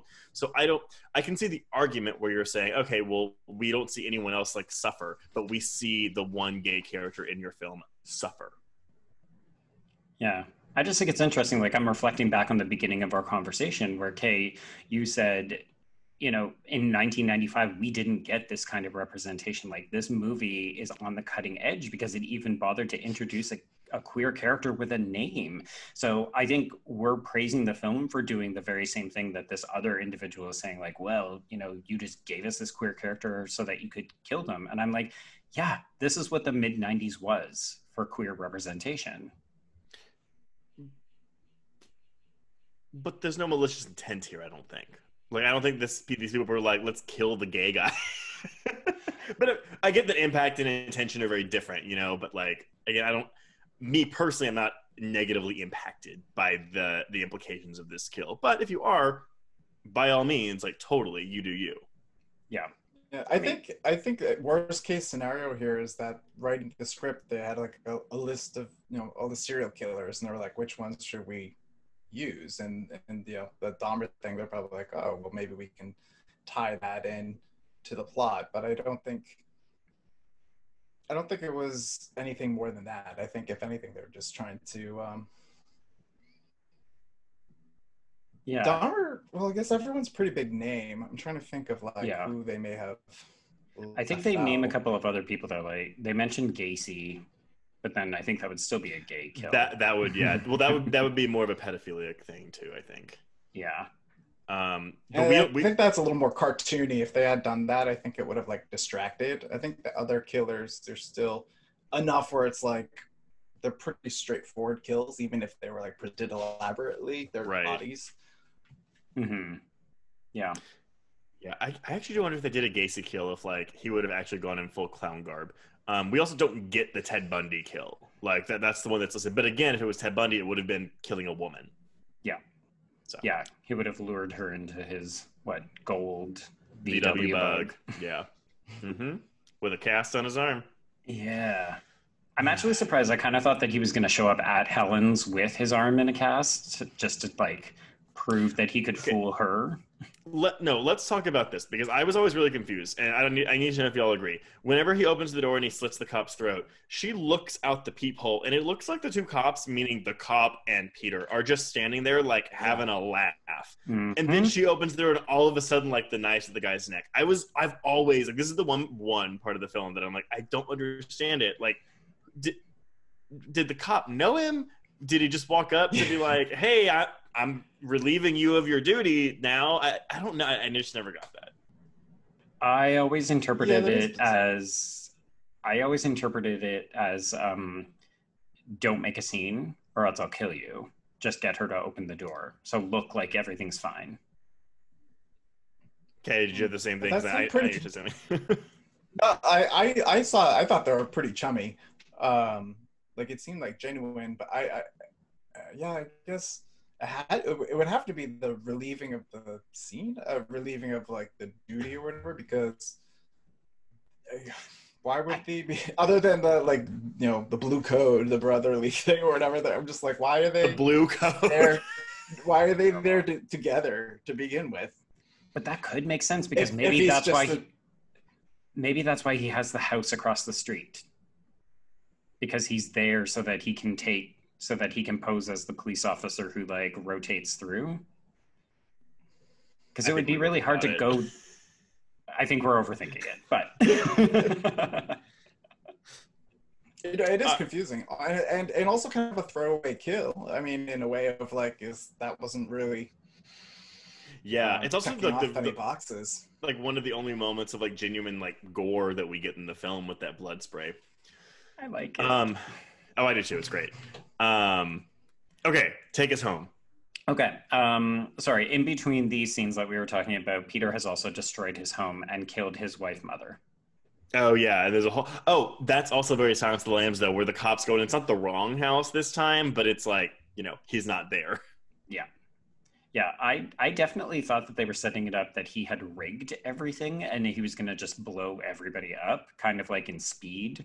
But in this case, he's like, no, he just left a couple of cans of gas lying around so that there's a fire. Right. But like, it doesn't seem like anybody really dies, which is kind of funny. It's like, no, it's just a distraction. Well, because she's already dead, so. Yeah. All right. Okay, so time for the final copycat. So at this point, Peter has broken in. He has punched Sigourney Weaver in the face a couple of times. And then MJ finds a video inviting her to come to the scene of the crime where it all began if she's a smart cop. So we wake up with Helen. She is back in the bathroom at the university. And she wakes up as I guess the noose goes around her neck in the bathroom stall. And Peter is just so pathetic at this point. Like, he thinks he's so cool recreating the scene of Daryl Lee, and she could not give two shits about him. I think, no, this is her like, all right, I'm going to die. Fuck it. Like, I'm going to get this fucker and just make him feel shitty before he kills me. Yeah, I mean, I think at this point, like, hypothetically, she would also be facing down her agoraphobia because she has woken up in a new environment. So I think she's very much like, the only way to conquer this is to like put on my professional hat and try to just like meet this person where they're at, which is, I'm not taking your shit because I know everything about you. Mm-hmm. Yeah. Okay, so he then assumes an early groundwork scene from Saw where he pretends to be the dead cop so that when MJ comes in, he is there and he can surprise her. I love the way that's framed, though. Like, I actually think that one thing Amiel does really well is, so in the beginning when he, like, the cop has the gun out and, like, like, Daryl doesn't just pop out. It's like, you see his hand come up and grab the gun where it's like really slick and easy. And then this one you have like, MJ going around and you just see the Peter as the dead cop, like turn his head and like, it's very, Halloween-y, but I love it. I like that it doesn't rely on a lot of jump scares. Like, I think that's why people don't find that this film is particularly scary, but I find that it works on an atmospheric level. Like, it's got a really good tone to it. Yeah.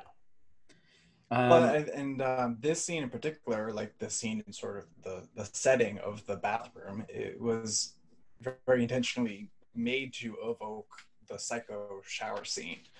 Really? In fact, a lot of interviews, it was a talking point in a lot of the interviews, both the director and Sigourney kind of talking about, and it sounded a little bit forced, but they're like, we want to do for public bathrooms what Hitchcock did for the shower. No. I heard that too, and I was like, y'all. You can't make those kinds of moments. You can't deliberately set out to be like, we're going to scare people off of using public toilets. Come on. Can you imagine, though? Like, I was honestly more bothered by the fact that she was like, it's a very pristine bathroom, and like, she's like, putting the toilet paper down in the seat. I mean, maybe that just really speaks to my personal hygiene, but like, that was a very clean bathroom. You could eat off the floor of that bathroom. Come on. It's all white. It's so white. Which is like not what you find in like college campuses, because that bitch would be impossible to keep clean if you had students trampling through there all the time. Absolutely not. Mm-hmm. And it's huge. It's massive. So your alternate ending, by the way, is that MJ was going to be in trouble and Helen was going to conquer her agoraphobia and kill Peter. And apparently they did film this and they did test screen it, and audiences didn't find it believable that Helen would be able to conquer her agoraphobia. And so they were like, oh. What's our plan B then? Reshoots. Which I agree with. Like, I think she does a reasonable job of fighting back. Like, again, it's difficult not to see Sigourney Weaver in a role where she's just like literally like punching this guy's face through the back of his skull. But right. I think she actually does get a couple of nice empowering moments. Like, she sees that MJ's in trouble, so she sacrifices herself, which is like, yeah, it's such a like female thing for their male counterpart. So I love that it's like the older female mentor is actually doing it for her younger colleague here. Like, it feels like a really nice gendered inversion that I'm also here for. And then she stabs him in the fucking leg. She sprays him in the eye with cleaner, which I love is cleaner as well, because that's what he used to kill that other girl. And okay, this is like my geeky, like I'm a 90s slasher kid moment, but like, so Christopher Young did the score for this. Christopher Young does like a bunch of scores, but this is like the one that I remember the most, because the music in this scene, it's like this dun dun dun dun dun dun dun dun dun. It's used in the trailers for both Scream and I Know What You Did Last Summer, and so when I saw this movie, it was after I'd seen those trailers, and I was like, this sounds so familiar. That's fine. I love it. And it's really good. And we got, like, you know, Sigourney running out, like, da, na, na, na, na, na. That's my rendition of this score. Is that what he was doing? Okay, I didn't get that. Did you get that? It's okay. We'll just put a YouTube clip over it. No, I mean, this is all really good. I feel like at this point, I had forgotten that this part of the movie existed. I thought everything ended in the bathroom. So when she's like running down the hall and going up the stairwell, I was like, where are we going with this? Did y'all put up your dukes? Like, she's just delirious at this point. I mean, it's safe to assume that he maybe also drugged her to keep her out. So I don't know whether she's operating. He injected her before he took her to the room. Right. Yes. This is gonna hurt. Okay, Peter. He says it a lot. He's just so pathetic. He's so wimpy. You're just like, you're not scary. Even the part where he's like, oh, like he's clearly getting camera ready before MJ comes in. Like, that's why he takes off the glasses and combs his hair, because he wants to be immortalized. You're like, you're sad. Yeah. Actually, if you think about it, this is kind of Scream 4. Sort of he wants to be famous. He wants fame. Yes. No. Well, because the way the copying. Go, yeah. Or just by copying someone else's MO.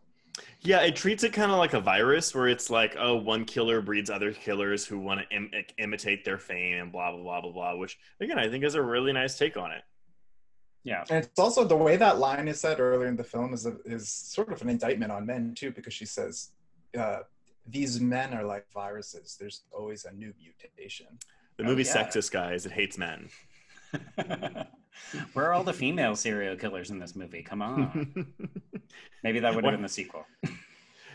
Yeah. Well, you know, let's do this. So yeah, MJ blows out what's his face's brains because she learns that cops need to kill people. Don't just shoot him in the shoulder. Pump him full of lead. Although I do love the brain splatter that once we get the headshot on him, it's really good. Do we like the coda? Because we're done now. We're done with MJ and we're done with Helen. Like they're out of the movie. I'm assuming is brought back home to be cared for by MJ. Yes, they live happily ever after in her palatial San Francisco apartment with her giant computer setup. Yeah. And then we cut back to the prison, where Daryl Lee is writing a letter to a new disciple, and he's saying, this other guy fucked it up. So come and do it. I love he has like a giant like blow up of Peter's driver's license too, like right behind him. Yeah. Just in case you forgot who I'm talking about, this guy. It was a fax. He got a faxed over. Yes! He's already used his one video call for the year, so they had to fax the picture over. So I really do like this ending. I think it's really creepy. I don't know what a sequel would look like without being the same thing. I guess I guess you just maybe wouldn't call it copycat. Like maybe it wouldn't be a copycat killer. I just kind of hate that we end with so many other. Sorry. Go. Many other killers that they could have just kept going through all the other. Right, which is very true. I'm just trying to think of like how that would be different than this one. You know, like it's like the whole thing of like with the sequel. Oh well, it's just a rehash of the first movie. I guess in this one you would have maybe her and Helen and MJ be more of a team from the get-go, since all that like animosity is out of the way. But yeah, I don't know. I mean, I would 100% watch a Legacy sequel if it came out next year. 100%. Can you imagine? Or series. This would be a great series. Actually, it's been a long time since I've seen it. I only watched a few episodes, but remember when Kevin Bacon did that show called The Following? It's actually very similar. Yes. That's from Kevin Williamson. Yep, Kevin Williamson created that. Make it better. And yeah, for sure. Absolutely. I actually think that this, to me, the spiritual sequel of this is The Bone Collector, the Lincoln Rhymes one, where he's is it quadriplegic or just paraplegic? He doesn't have the use of his legs. There we go. So I guess paraplegic, but they tried to turn that one into a television series with one of the guys from that terrible NBC show where he could see demons. Wow, I'm sorry. Okay, no, I know, but it got canceled after one season. I remember when I found that out. Okay. I guess you could do it. Like I would rather see it done Hannibal Lee. I guess you would need it to be Right. gory, but like, I mean, again, can you imagine a show where like, a procedural where, like every other week was like a new famous serial killer copycat murder? Like, I mean, probably actually it would be gory. They would make it way gory than this movie is. Yeah, Led by two women. but it could be interesting, right? Because you could still play with that idea that the killer is actually zeroing in on Sigourney. Like you could still have that through line of her being sort of like stalked or like gently being threatened throughout the course of the season, and then built up to something similar to what we get in this film. Like that would 100% work. Yeah. But as it stands, I like the way the movie She's ends. got the same luck. She's got the same luck as Sidney Prescott. Yeah. Maybe the next movie is just her in therapy, though, trying to overcome that agoraphobia once and for all, because that's the real villain. Just like, it's okay, MJ. I just made my first appointment to meet with this nice doctor, Dr. Lecter. Oh my God, Brian Fuller, take Copycat. Awesome. But you know, as I said, I mean, I love this movie. I think it's a fucking fantastic movie. It's a 5 out of 5 for me. I love that we get to talk about it on this, but yeah, I mean, I could watch this any day of the week. Fucking bring it on. Yeah, I hadn't seen this movie probably in about a decade, and I found that I vividly remember whole scenes, whole sections of dialogue. I just find Holly Hunter and Sigourney Weaver are such amazing actresses, and this role, putting them together and letting them play off of each other, like, and presenting them as kind of no-nonsense women that don't need men in their lives and literally get rid of the men in their lives so that the film can progress. It's just like, it's everything that I want if I'm going to watch a kind of straightforward crime procedural. Mm-hmm. Right, okay, thoughts on a first-time watch? I've seen it twice now, and it is really great. It is, and I could definitely, I'm never really compelled to watch The Silence of the Lambs or Seven. I feel like they've made enough of an impact. But Copycat, it's the same thing. It's the performances. It's particularly Holly Hunter. I think just in everything she does. I mean, I adore Sigourney as well, but particularly Holly is able to make the tiniest line, the tiniest gesture, the tiniest like flick of an eye mean something. And I could just watch her literally do anything. Right? I mean, like, she won an Oscar for a silent role. Yeah. It's one of those things where I feel like almost like cinema doesn't quite know what to do with her because she's not like the usual actress. So she's had this weird career trajectory where she just really, like, I know that people feel like she's gotten her dues, like she's got a fucking Oscar, she's appeared in a Batman movie, blah blah blah, but it's like, how are we not seeing Holly Hunter movies coming out every couple of years and her getting like really good meaty roles? I will have you know that Little Black Book with her and Brittany Murphy and Kathy Bates is an A+ rom-com in my opinion. Okay. Not where I thought you were going to go, but that is a total Trace move. Yeah. It is. Yeah, Name drop some random rom-com. It's in the Holly Hunter pantheon. Yeah. It's I mean, it's better than Batman v Superman, so Well, you don't want to hear her talk about piss for a couple of minutes? Let's do this. Just forget it. Purge that. It's terrible. We'll watch it next year on HBO Max. Yeah, the Snyder Cut. It's great. Wait, no, that's Justice League. Fuck, sorry. Okay, well, yeah, so that's going to wrap up Copycat. First of all, Kate, thank you again for inviting us into your festival and letting us, taint the lives of all your subscribers. Yeah. Subscribers, attendees. It ain't bad. Well, it's a little bit of both this year. And our audience, a lot of them are familiar with you guys. So it's a pleasure to be here. I'm so glad that you guys could be part of it. Yeah. I mean, I'm just super glad, too, that we could ask you to be on this particular episode because we have been trying to pin you down for like a good 6 months. Yeah, so it feels like this is... It tain't a bad move to invite... No. I just love the fact that we got to appear at your festival, but also to have you on the episode because everybody else at your program can't say that they get to do this with you. Yeah, that makes us better. And it was a great film. I never seen it before, so I'm glad that... I know, we could have made you watch something shitty. Well, like, you know, shitty movies can be fun to talk about, but this is a movie that I'll definitely continue watching. Oh, good. Okay. Well, good. And I think that'll close us out. So on that note, we can cross out Copycat. Yes. And cross out horror queers.